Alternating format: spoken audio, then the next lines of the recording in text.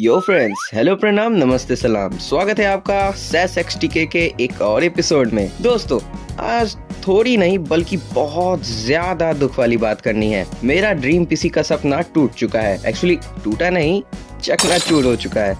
तो देखो यार, मिड 2025 में मैंने एक सॉलिड प्लान बनाया था। बजट फिक्स था, 1.5 लाख का गोल था, एक तगड़ा 4K गेमिंग पीसी बनाने के लिए जो गेम्स को मक्खन की तरह चलाए। तो भाई प्लान कुछ ऐसा था कि 32GB DDR5 रैम यानी कि G-Skill Trident या फिर Corsair Dominator, Corsair जो भी कहते हैं, यानी कि भाई फुल फ्यूचर प्रूफ। उस टाइम ये रैम की किट लगभग $130 यानी कि इंडिया में अराउंड 11,000 की थी। मैंने बोला भाई हो जाएगा, बजट में फिट है। लेकिन भाई आज की डेट में वही रैम $400 से ज्यादा यानी कि इंडिया में 33,000 से भी ऊपर हो चुकी है। भाई साहब, मेरा 1.5 लाख का पीसी सीधा 1.8 लाख क्रॉस कर चुका, यानी कि सिर्फ रैम और जीपीयू मेमोरी की वजह से। और तब एक ही सवाल आया मन में, भाई इतना महंगा कौन कर रहा है? तो असली विलन है आर्टिफिशियल इंटेलिजेंस।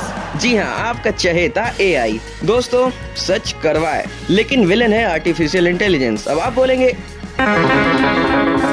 अरे ChatGPT से रैम का क्या लेना देना? सुन लो कहानी, वो भी सुना देता हूँ। तो भाई AI कंपनीज जैसे कि एनवीडिया, गूगल और OpenAI, उन्हें चाहिए सुपर पावरफुल GPUs अपने बड़े बड़े AI मॉडल्स ट्रेन करने के लिए। और इन GPUs में लगती है HBM यानी कि हाई बैंडविड्थ मेमोरी। प्रॉब्लम क्या है? HBM और हमारी नॉर्मल DDR5 रैम एक ही फैक्ट्रीज में बनती हैं। तो अब बात करते हैं सैमसंग, SK Hynix और माइक्रोन की।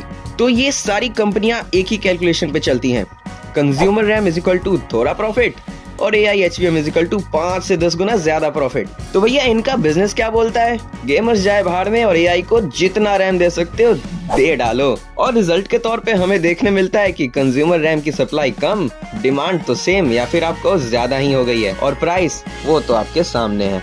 तो फ्रेंड्स, सिंपल सी बात ये है कि इन सभी कंपनीज ने मान लो ये कह दिया हो कि RAM for humans out of stock. The domino effect. तो भैया डोमिनो इफेक्ट ये है कि अब सब कुछ महंगा होने वाला है। और हाँ, अगर आप सोच रहे हो कि सिर्फ पीसी बिल्डर्स रो रहे हैं, तो सॉरी, ये दर्द सबको सहना पड़ेगा। तो जैसा कि आप जानते हैं या नहीं भी जानते हैं, ग्राफिक कार्ड्स में भी होती है मेमोरी, जिसे हम कहते हैं VRAM। वही स्टोरी रिपीट फिर से।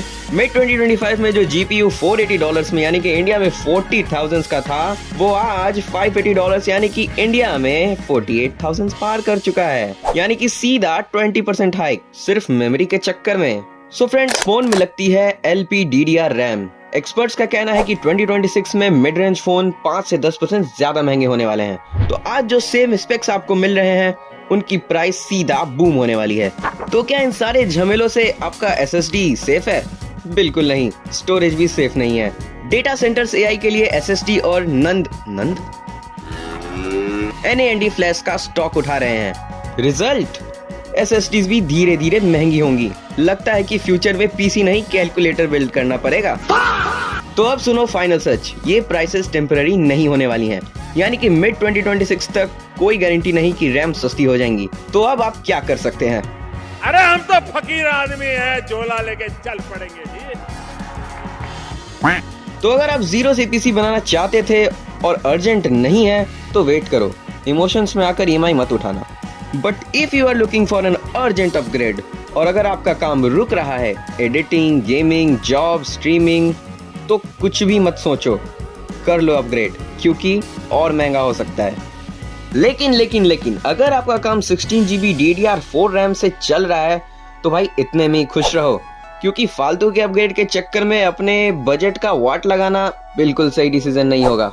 तो भाई फाइनल लाइन मेरी तरफ से यही है कि AI हमारी लाइफ को इजी तो जरूर बना रहा है, लेकिन गेमिंग और पीसी बिल्डअप जैसी चीजों को लग्जरी बना रहा है। सो आप बताओ गाइस, AI प्रोग्रेस है या गरीब गेमर पे टैक्स?